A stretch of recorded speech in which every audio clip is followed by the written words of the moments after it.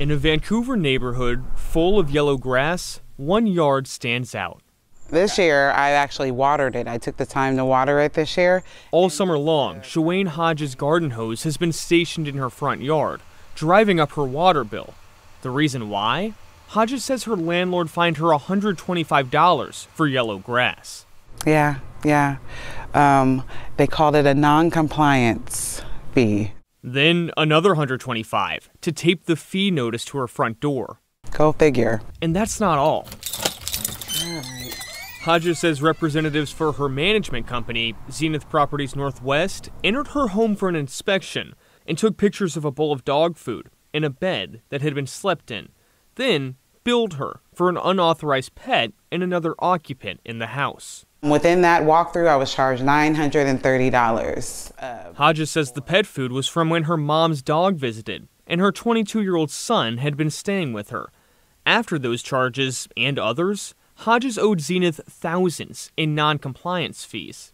I am owing them now $3,200 current right now in fees. No rent, just fees.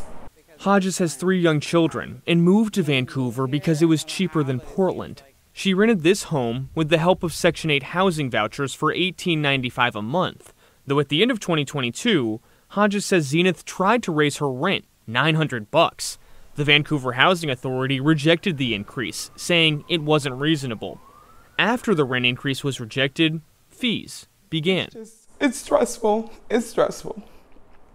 And Hodges' attorney, Carl Snodgrass, says that's a tactic to push the single mom out of her home. The dots line up. Over the past few years, Snodgrass has noticed an uptick in junk fees. But I'm concerned that this is going to be a trend that we see more and more.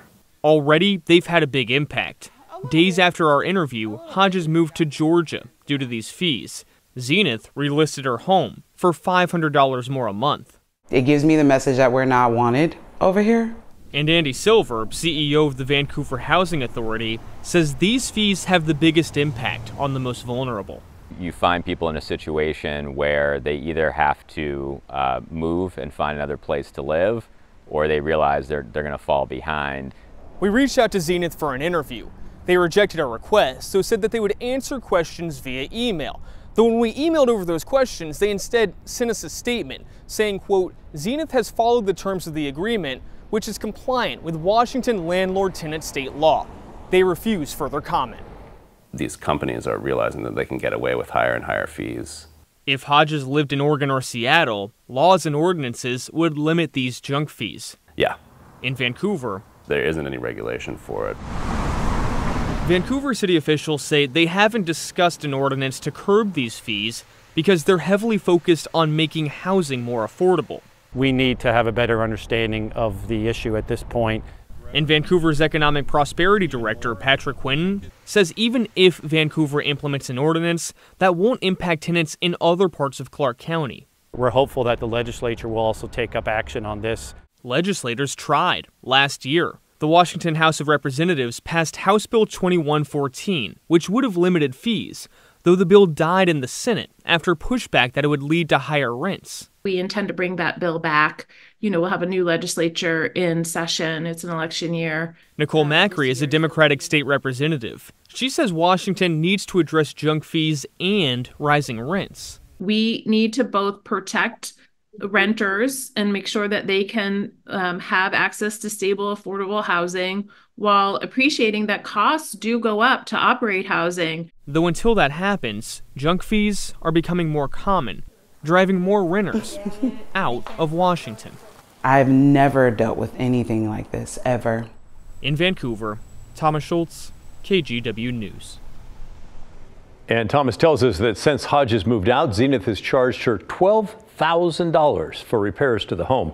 Her lawyer, Carl Snodgrass, there says the charges are absurdly high since there's little wear and tear on the home. Snodgrass says the home was re-rented 2 weeks ago, or 2 weeks after the family moved out. How about you? Have you ever been charged any junk fees like that? I know some of you are landlords. What's your take on these kinds of charges? Let us know, will you? Send us an email. The address is thestory@kgw.com, or call and leave a voicemail. The number is 503-226-5090.